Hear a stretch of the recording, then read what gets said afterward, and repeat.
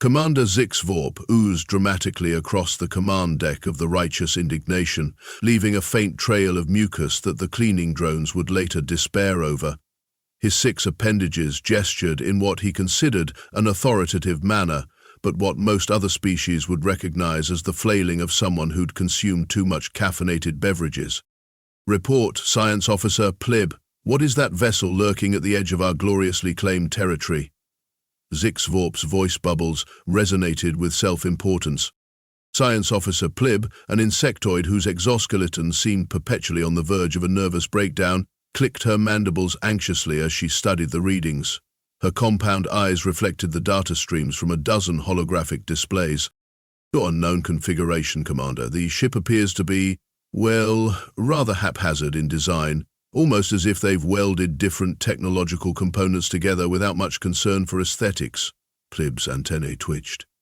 "According to Protocol, Section 47B, Paragraph 12, we should establish a safe distance and attempt communication before—" "Protocol Section 47B, Zyx'Vorrp interrupted with a wet, dismissive gurgle. "Did I ascend to Commander by following protocols?" From the navigation station, Lieutenant Gloop's gelatinous form rippled in what might have been a suppressed snicker. Everyone aboard knew Zyx'Vorrp had ascended to Commander, primarily because his uncle was High Admiral of the fleet, and his mother had threatened to release embarrassing hatchling photos of said admiral if he didn't promote her special little gastropod. "No, Commander, but the regulations do suggest," Plib tried again. "Regulations, protocols, paperwork." Zyx'Vorrp's skin flushed a pompous purple. "Such constraints are for species without our superior intelligence and evolutionary perfection. We are the Galactic Confederation's finest. We need not tiptoe around primitive spacecraft." Plib's mandibles clicked with barely concealed frustration. "The vessel is of unknown origin. We have no data on their technological capabilities or cultural responses to uninvited scans, which many species consider invasive." "Invasive?" Zyx'Vorrp's eye stalk swiveled toward the science station. "A primitive species should be honored to be scanned by the righteous indignation. Initiate deep scan pattern Epsilon. I want to know what they had for breakfast and how many limbs they possess." "Commander," Plib's voice dropped to a concerned whisper, "deep scan pattern Epsilon is typically reserved for uninhabited derelicts. The energy signature could potentially—" "Did I stutter, Science Officer? Or is my magnificently evolved vocal apparatus somehow unclear?" Zyx'Vorrp's appendages waved impatiently. "Scan away." Plib sighed, a sound like sandpaper on chitin, and initiated the scan sequence. "Deep scan pattern Epsilon commencing, Commander, against my professional recommendation, which I am logging, formally." Zyx'Vorrp ignored her, already imagining adding another primitive species to the Confederation's collection of protectorate worlds. His gelatinous lips curved into what he believed was a benevolent smile, but resembled a predatory grimace. "Soon we shall learn all their secrets," he proclaimed smugly, "and they shall be another jewel in our glorious empire." The scan beam lanced out across space toward the peculiar vessel. No one noticed Lieutenant Gloop's sensors detecting an unusual energy buildup within the mysterious ship, a buildup that suggested their scan was about to trigger something unexpected. The scan beam from the righteous indignation sliced through space, finally making contact with the hull of what its registry identified as the USS Shenanigans. The vessel's designation claimed it was a diplomatic courier, though its reinforced hull plating and suspiciously gun-shaped sensor arrays suggested its diplomatic efforts might include phrases like "speak softly" and "carry a big stick." Inside the Shenanigans, Captain Morgan Zhao was contemplating the series of unfortunate events that constituted her day so far. She stared mournfully at the broken coffee machine, which now produced a substance that was technically liquid, but failed every other qualification to be called coffee. "Engineering," she spoke into her communicator. "Please tell me you've contained whatever the hell Rodriguez did this time." Chief Engineer Patel's voice came through, slightly muffled and punctuated by splashing sounds. "Define contained, Captain." Zhao pinched the bridge of her nose. "Contained, Patel. as in not spreading throughout my ship, as in not threatening to dissolve our hull plating, as in not breeding with our air filtration system to create sentient purple offspring. Then, no, not contained, but, Patel added quickly, Lieutenant Rodriguez assures me the quantum-entangled bioreactive polymer experiment is completely harmless, mostly harmless, theoretically harmless. Captain Zhao was about to respond when the ship's speakers crackled to life. Quick, playing games with my heart, blasted through every compartment of the Shenanigans at a volume that suggested the early 2000s boy band had somehow materialized on board. "Tsire!" Zhao shouted at the ceiling. "Turn that off." The ship's AI, officially designated as the somewhat intelligent responding interface, but called Siri by everyone despite centuries of copyright lawyers rolling in their graves, cheerfully responded, "I'm sorry, Captain. I don't understand burn that moth. Would you like me to increase the temperature in the botany lab?" "I said turn that off." "Playing Bye Bye Bye by NSYNC," Siri responded helpfully as the music changed. Before Zhao could find something to throw at the nearest speaker, a strange vibration ran through the ship. On the bridge, Lieutenant Commander Chen at the sensor station straightened up. "Captain, we're being scanned. Unknown configuration, but it's intense, like someone's trying to read our molecular structure and browser history simultaneously." "Shields up," Zhao ordered automatically. "Shields are, technically, up," Chen replied, tapping her console. "But this scan is just..." She paused, walking right through them like they're not there. Down in engineering, the purple goo that had been contentedly flooding Deck 7 suddenly began to glow, pulsate, and emit a sound reminiscent of a cat purring through a kazoo. "That's new," Lieutenant Rodriguez observed, with the detached interest of a scientist watching an experiment go spectacularly awry in ways that might still be publishable. Chief Engineer Patel, waist-deep in the viscous substance, glared at him. "If we survive this, I'm going to personally..."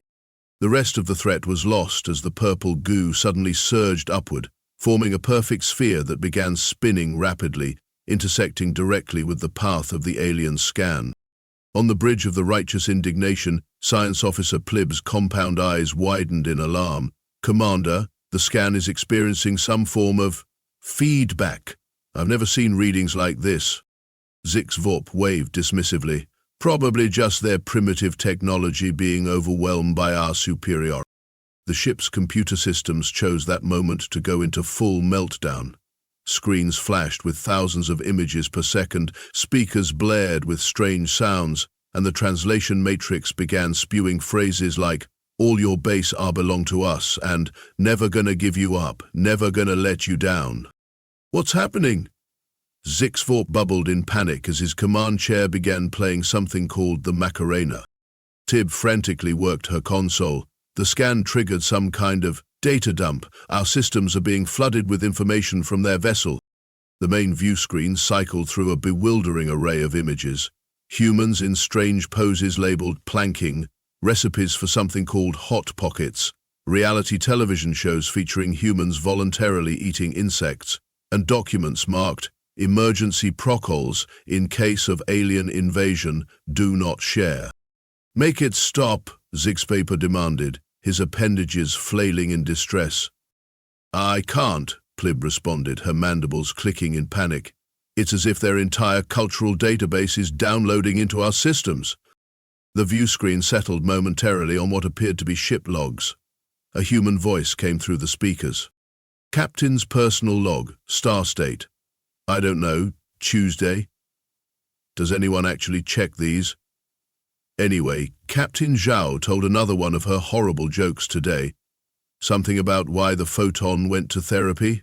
Because it had momentum issues. "I'm considering spacing myself rather than endure another pun-filled staff meeting." Zyx'Vorrp stared in horror at the screen. What kind of species makes jokes about fundamental particles?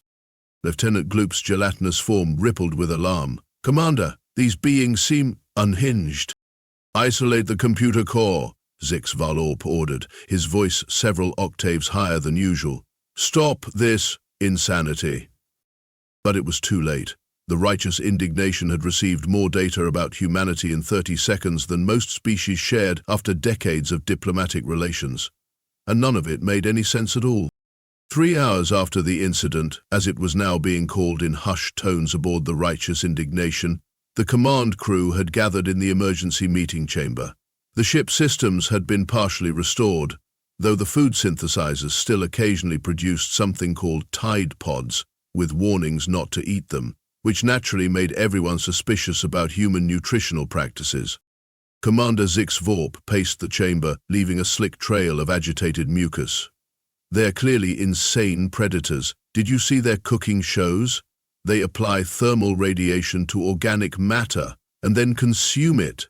And those hot pockets, clearly portable containment devices for superheated plasma that they devour for energy. Science Officer Plib wasn't paying attention. She had commandeered a console and was scrolling through what appeared to be an archive of human memes. Her compound eyes reflected thousands of images of a particularly disgruntled-looking furry creature, labeled Grumpy Cat. Fascinating, she murmured. They communicate complex social criticisms through images with superimposed text. I had fun once, it was awful. Such philosophical depth, such existential commentary. Lieutenant Gloop, the tactical officer, hovered ominously at the weapons console. His gelatinous form quivered with a mixture of fear and admiration. Their strategic thinking is incomprehensible. They developed thousands of games simulating warfare, yet their actual military techniques involve something called YOLO and hold my beer. Its brilliant psychological warfare appear completely unpredictable while harboring sophisticated tactical minds. They're hiding their true power, Bloom continued, his voice dropping to a paranoid whisper. A species this chaotic shouldn't have survived their own evolution, let alone achieved interstellar travel. Their ship is practically held together with something they call duct tape, and yet it functions. It defies physics. They must possess technologies beyond our comprehension. Zyx'Vorrp's eye stalks swiveled toward his tactical officer. Are you suggesting we retreat? Before Gloop could respond, the communications array crackled to life. Hello, alien vessel. This is Captain Morgan Zhao of the USS Shenanigans. We, noticed you scanned us. Pretty thoroughly, like really thoroughly. We should talk about that. Aboard the Shenanigans, Captain Zhao stood on the bridge, surrounded by her senior staff, all staring at the view screen, displaying the alien vessel. The purple goo incident had been temporarily contained, though engineering now resembled a lava lamp museum. They're not responding, Communications Officer Chen reported, adjusting her headset. But they're definitely receiving. I'm picking up some kind of internal communications. Sounds like they're panicking. As they should be, Lieutenant Rodriguez said, casually flipping a screwdriver in one hand. His lab coat was still covered in purple stains. Their scan interacted with my quantum-entangled polymer and basically downloaded half our ship's database, including the classified stuff. What classified stuff? Zhao asked, narrowing her eyes. This is a maintenance vessel. We don't have classified stuff.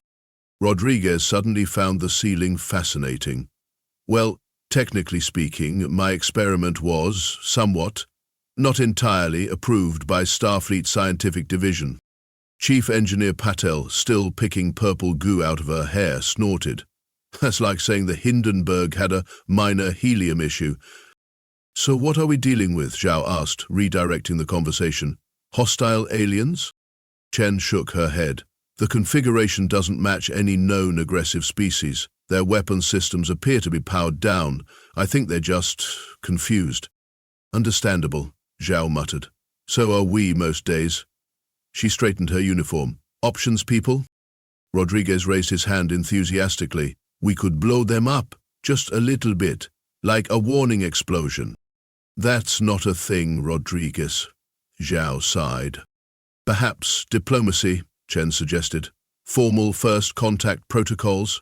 They've already seen our memes and reality TV, so their impression of humanity can only improve from here. Petil wiped a glob of purple from her forehead. Or I could try to reverse the quantum entanglement, fight technical weirdness with more technical weirdness. Break it in a different way. How confident are you in that approach? Zhao asked. Patel tilted her hand in a so-so gesture. 70% chance it works perfectly, 29% chance it turns their ship into sentient tapioca pudding, 1% chance it creates a small black hole, but that's within acceptable parameters for a Tuesday. Zhao pinched the bridge of her nose, a gesture she'd performed so often today she was developing calluses. Let's try diplomacy first. Chen, continue hailing them. In the meantime, I want a boarding party prepared. Captain, Chen looked surprised. You want to board a potentially hostile alien vessel? They've seen our data, we need to see theirs, Zhao replied. Besides, their scan means we have detailed schematics of their ship. Rodriguez, despite my better judgment, I want you on the boarding party. Your chaos caused this, maybe it can fix it. Rodriguez pumped his fist. Yes, space adventure. Patel, you too, bring whatever tools you need to understand their technology. And? Zhao looked around the bridge before pointing to Ensign Winters, who had been quietly monitoring the science station. Winters, you're the most normal person on this ship. You come too. Me, Captain, Winters squeaked. I just transferred here last week. Exactly. You're the least weird person here, which means you're our best shot at appearing somewhat functional to another species. Aboard the Righteous Indignation, the alien command crew had finally composed themselves enough to consider responding to the human hail when their systems intercepted another data packet from the Shenanigans. More information incoming, Plib announced, her mandibles clicking with excitement. It appears to be the personal data archives of their captain.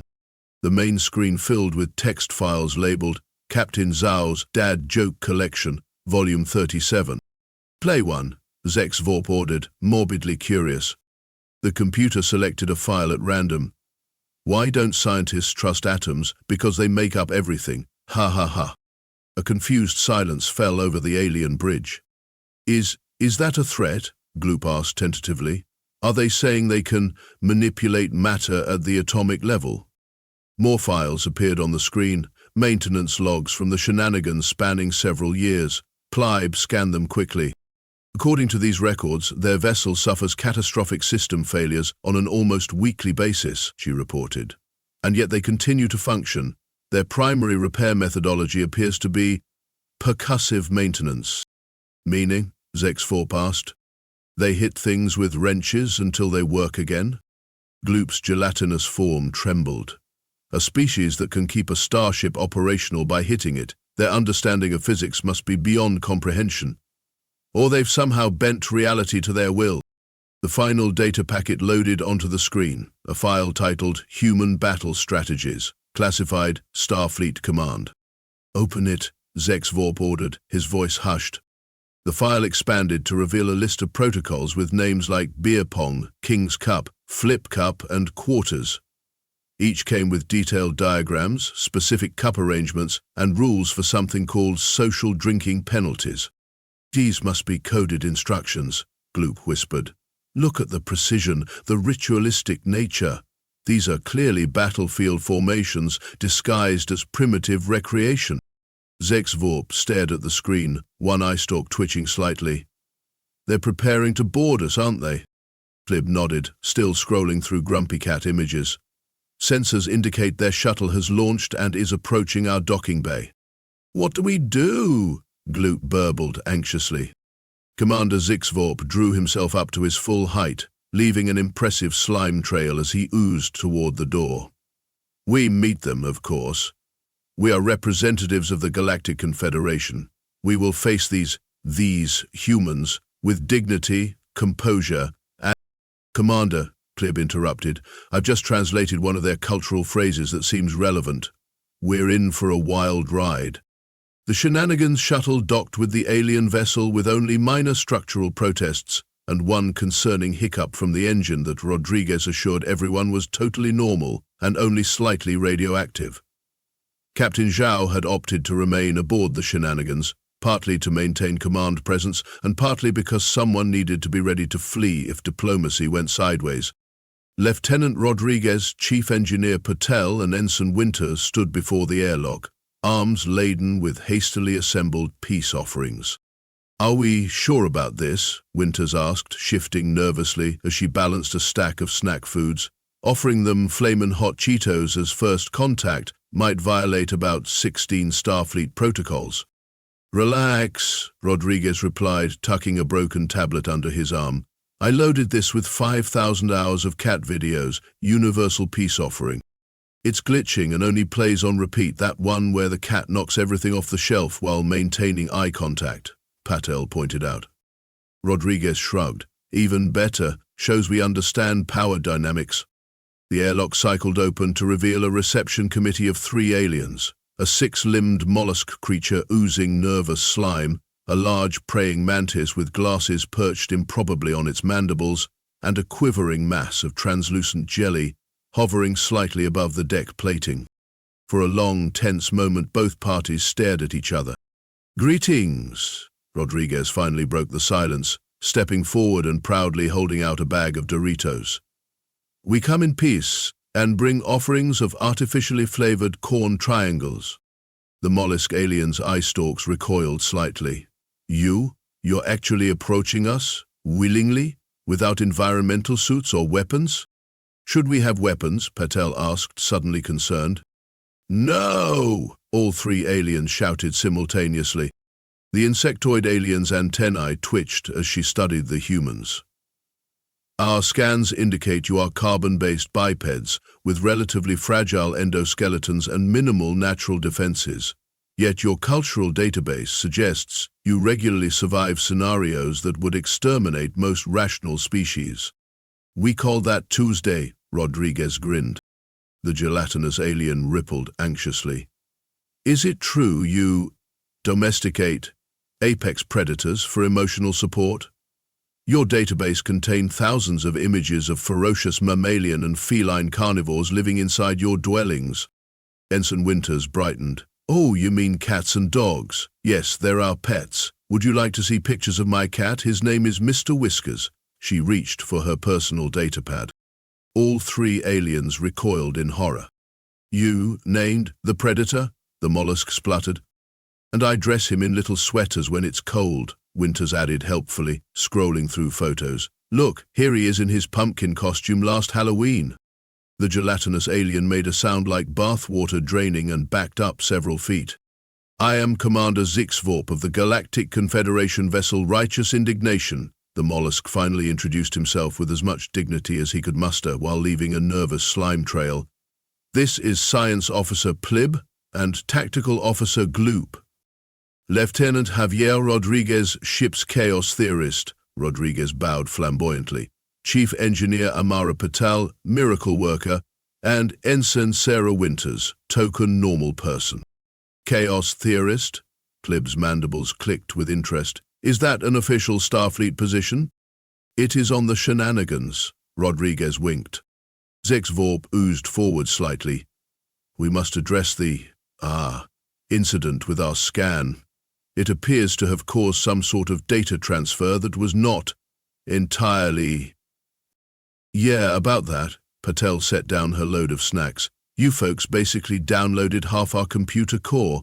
Incredibly rude. On Earth, we at least buy each other dinner first. Zyx'Vorrp's skin flushed a confused mauve. Is that a mating reference? It's sarcasm, Rodriguez stage whispered. Humans say the opposite of what they mean sometimes. For fun. For fun? Zyx'Vorrp looked bewildered. You deliberately create communicative confusion, recreationally. I like these guys already, Plip murmured, edging closer to Rodriguez. Is it true you have an archive of these memes, particularly ones featuring a disgruntled feline? Rodriguez grinned and held up the tablet. 5,000 hours of cat content, baby. Grumpy Cat is just the beginning. While Plib and Rodriguez huddled over the tablet, Patel approached Gloop cautiously. So, you're made of jelly? Non-Newtonian fluid matrix with semi-autonomous cellular structure, Gloop corrected, rippling indignantly. Cool, want some Pringles? She offered a cylindrical container. Gloop's form undulated uncertainly. Are they weapons? Only to your waistline. She popped the lid and offered the container. Tentatively, Gloop extended a pseudopod and absorbed a single chip. His entire form shuddered, then turned a pleased pink color. The sodium content, the perfect crunch-to-grease ratio, the way their hyperbolic paraboloids specifically engineered to maximize flavor distribution across taste receptors. Yeah, they're pretty good, Patel nodded. Gloob engulfed the entire container. More! I require more of these Pringles. Within 30 minutes, an unlikely cultural exchange was in full swing. Plebe and Rodriguez had progressed from Grumpy Cat to increasingly obscure memes, with Plebe meticulously cataloging each one and attempting to create her own. When the quantum fluctuations exceed recommended parameters, but you already filled out the maintenance request form?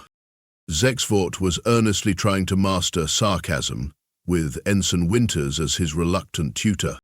So when I say, oh great, more paperwork, just what I wanted, I actually mean the opposite, he clarified, oozing slightly in concentration. Exactly, Winters encouraged.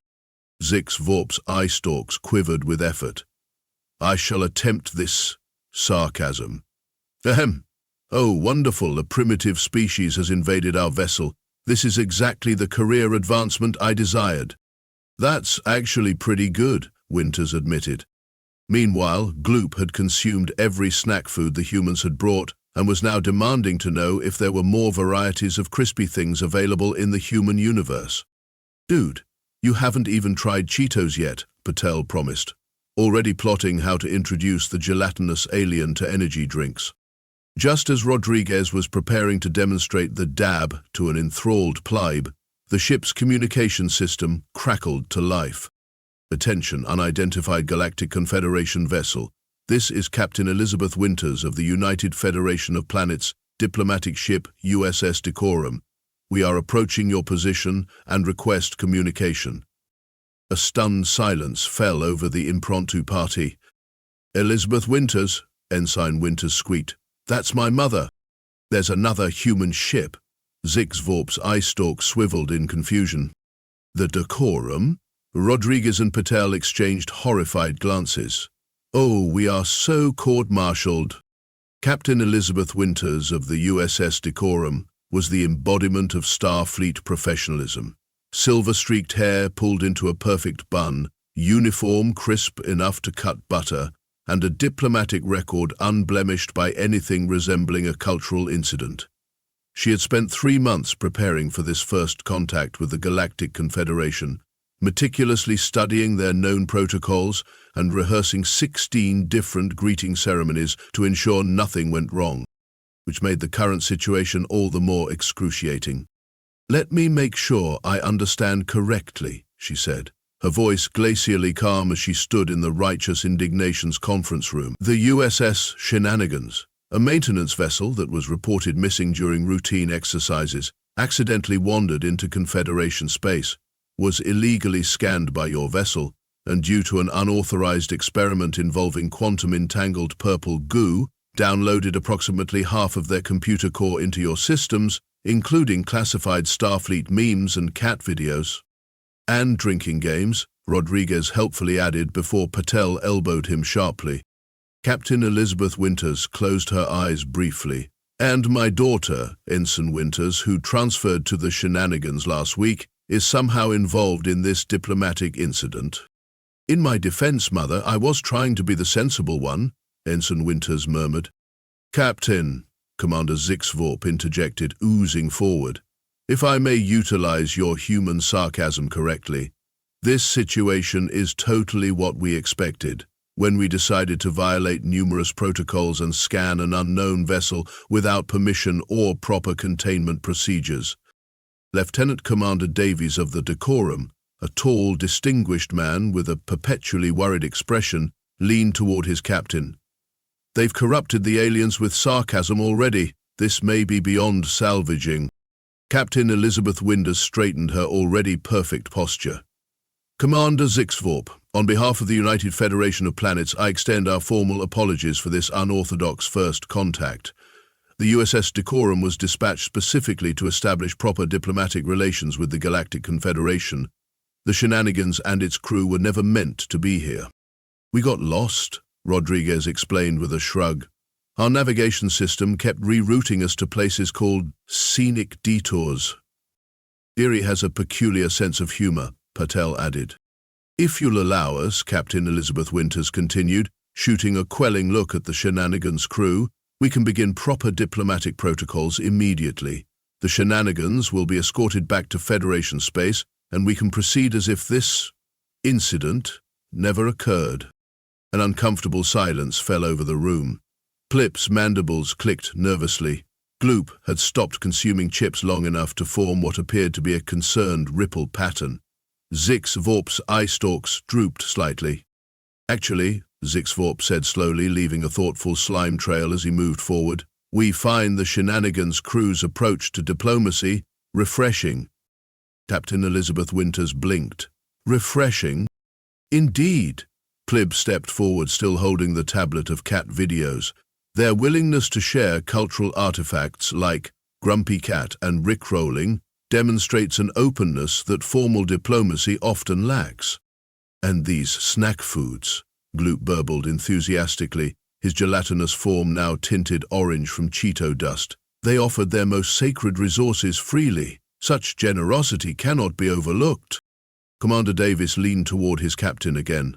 They think Doritos are a sacred resource, he whispered. This is worse than the incident with the Tellarites and the karaoke machine.